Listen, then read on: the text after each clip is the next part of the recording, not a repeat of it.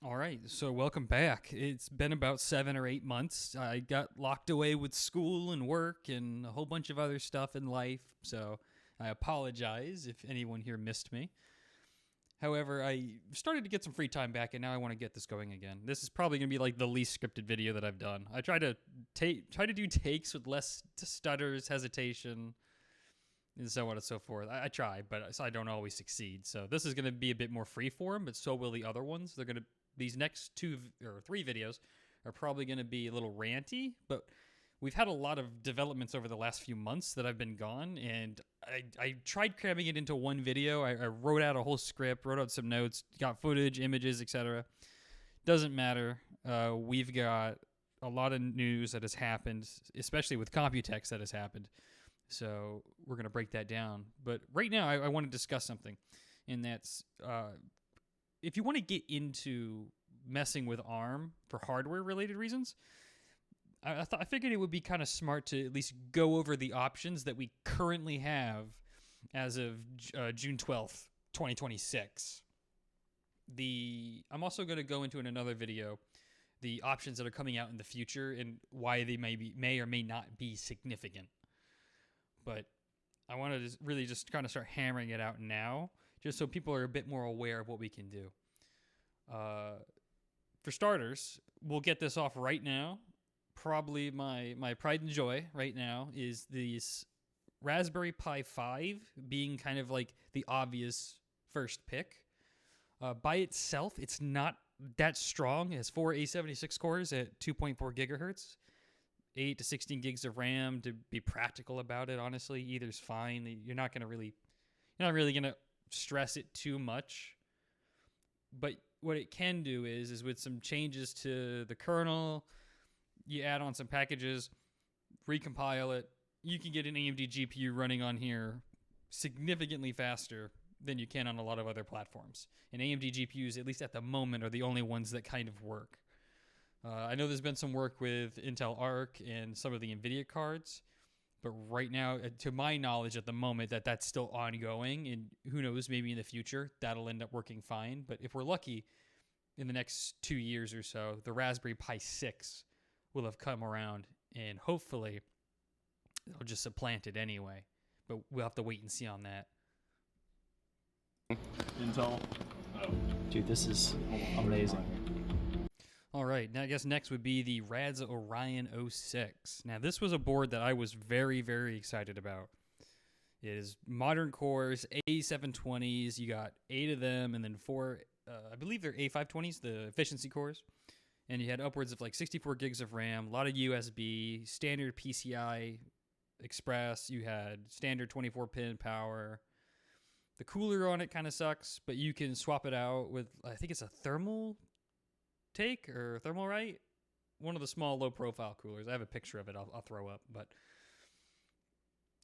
I really wanted to like this board. I really wanted to like it. There are too many problems, too many changes last minute. Like, it's supposed to be 2.8 gigahertz. It turns out it's only 2.6. And even if you get it to actually function at 2.6 gigahertz, which some people say that it actually is not, it's staying at 2.5, which in the BIOS there was settings for this, for 2.5 or 2.6. But also, like, the cores down the line are also at different clock speeds. So your performance is kind of all over the place, and it's very inconsistent. And well, I think nowadays, if you use like the Radza specific images, you can get relatively decent performance with the built-in GPU, NPU, the CPU, and as long as you just use it as that, I'm told it's all right. But that was never the intention when I got it. The idea was to strap a graphics card or an HBA or a network switch to it or do something to it. But I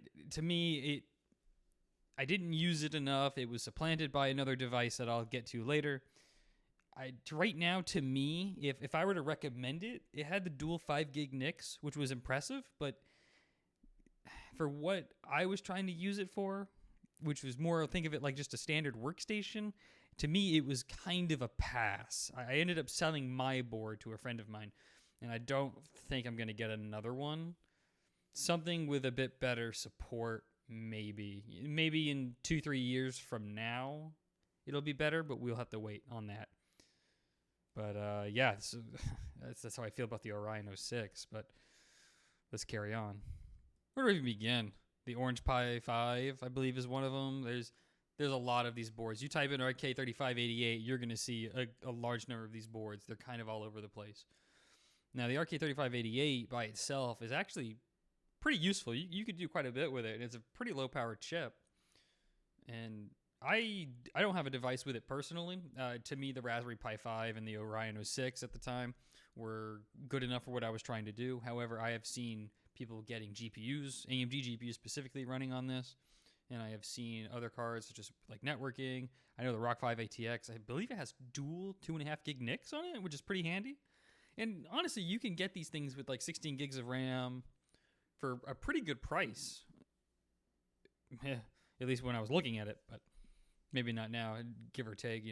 We'll talk about the RAM problem later. We'll talk about, the industry later. But as for like the RK3588, if you really just want to tinker and kind of want something that's a little all around, it's not a bad pick. You can get it pretty cheap. So, but let's get into the big mamma jamma now.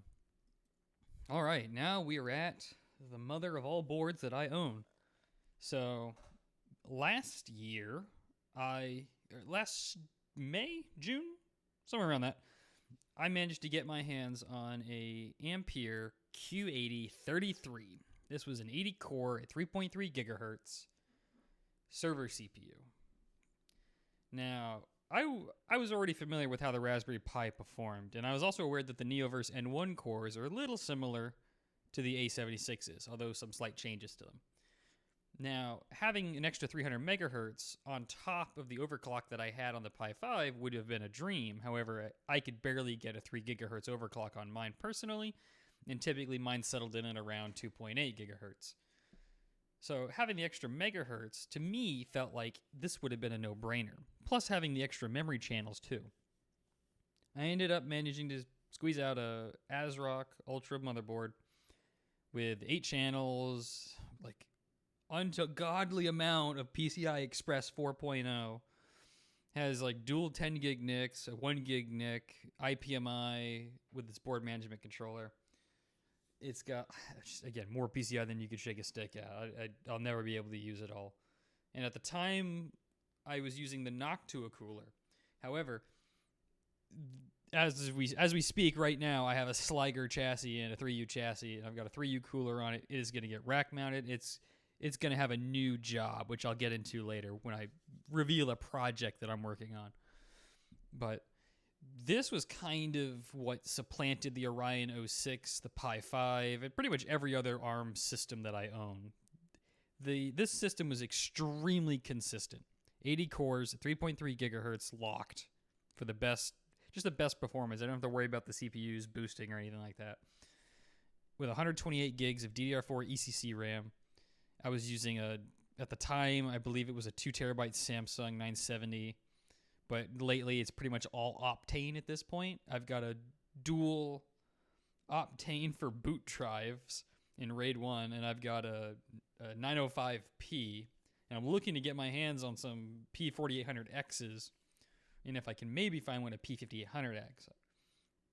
The system feels incredibly snappy. But even without the Optane, this is a very nice system. This is probably one of the most premium systems that I've ever owned, and it has probably been, it's probably what's been really like making me lean into using ARM day to day. I believe during this summer, or last summer, it's 2026 now. Last summer, after I got the build together, I used it for probably maybe 4 or 5 months straight, which is where I got a lot of the footage for the first 2 videos that I put together. I ended up buying the crossover license so I could use the crossover ARM64 that they've got. I messed with FexMU, especially when it got added to the Steam Snap image. So now Fex is baked into it. With Box 86, 64, I managed to get World of Warcraft playing on it, which at the time was pretty good. And then, so I got a lot of games running on it. It was surprising. And I even worked on some video projects and a few other things on it. It was a very good system, and today I love it. Unfortunately, or fortunately, depending on how you view it, it's going to get relegated to being more of a a proper server, again, a project that'll be coming up, but you could snag these CPUs, 80 cores, 128 cores, 64 cores. These things are going on eBay used for like 250 to 400 bucks. I got my 80 core, which was an engineering sample, for like $400 shipped out of eBay. And now those 3.3 gigahertz chips are starting to pop up all over the place. I spotted one earlier today that was 250 bucks. And with the max chips, the ultra max chips, like the 128 core, you get more PCI Express on the ASRock Ultra board, which means that instead of the top 2 slots being X8 by X8 PCI Express 4.0, you have basically 4 full-length PCI Express 16 slots. Electrically, it's all 16, but functionally, it was by 8 on the first 2 slots. So, I mean, if I ever needed the expansion, I could always just step up to the 128 core. That is, if I don't end up getting the Ampere 1 system at some point. We'll see where that goes. I'm going to need some time before I can even think about affording that. So that's really all we have for, in my opinion, probably the most like useful options in the current market as we live and breathe. There are a bunch of other ARM SBCs, like there's a Dragon board that has a Qualcomm chip on it that's been out. It's got 4 A78s and 4 more E-cores. I believe they're A55s. And that's a decent board by itself, but with Computex having gone by us now, there's been a lot of reveals, there's been a lot of information, and there's been a lot of, I don't want to say misinformation regarding certain products, but we'll get into that because I've got another video planned, and it's going to go over all these new toys that we're going to be getting, hopefully this year. Some of them, yes, maybe next year on others. So until then, thanks for watching. Kind of a boring video. The next one, maybe the following one will be a little boring, but I kind of want these next series of videos real quick to just be more informational instead of just showing off, hey, here's some games running. We're going to have more games running on other systems as well, but we'll get there one step at a time.